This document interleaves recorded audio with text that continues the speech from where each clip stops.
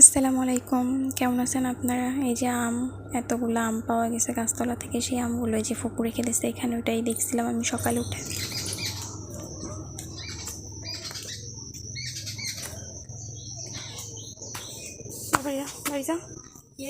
বাড়ি যা মিমি, মিমি ঘুরতে ঘুরতে আইসে, হাঁটতে হাঁটতে হাঁটতে হাঁটতে চলে আইসে। যা যা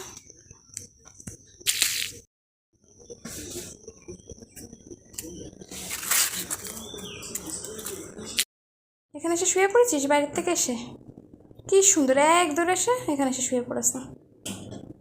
আর যাস না বাগানে, 2 দিন আসি, যাস না আর আমারে। আমি গ্রামে আসলে এই কাজটা করি, আমাকে সবাই সব কিছু গুছাই আমার কাছে এনে দেয়, আর আমি রান্না করি কাঠের চুলায়। ভালো লাগে রান্না করতে কাঠের চুলায়, মানে অন্যরকম একটা মজা, তবে কালি লাগে অনেক। আর এই যে আবহাওয়া, মানে অদ্ভুত একটা আবহাওয়া হয়ে আছে, বৃষ্টি হচ্ছে না কিন্তু মেঘ হচ্ছে, রোদ, মানে কেমন যেন একটা। যে এখানে আম পাড়ছিল গাছের, তো ওইটাই দেখতে গেছিলাম বাগানের দিকে। এটাকে কী আম বলে, লকনা আম? হ্যাঁ, এটা লকনা আম। এই যে গাছে আম আমি এইভাবে আসলে আম পাড়া দেখিনি কখনো, তো ওইটাই দেখতেছিলাম আর কি। আর এই যে এখানে একটা আম পাইছি, আম ফাটা কাঁচা আম ছিল এটা আজকে, মানে আশেপাশে সব গাছের আম পাড়ছে, তো ওইটাই দেখছিলাম যে কোনো গাছে আম নাই। এই যে পরে আবার গেছি, আবার একটা আম নিয়ে আসতেছে হাতে করে। আর এই যে আমগুলা বাসায় নিয়ে আসছিলো, এগুলো কাঁচা আম ঢেলে দিয়ে গেছে, আর আরও ওই যে পাড়তেছে ওখানে।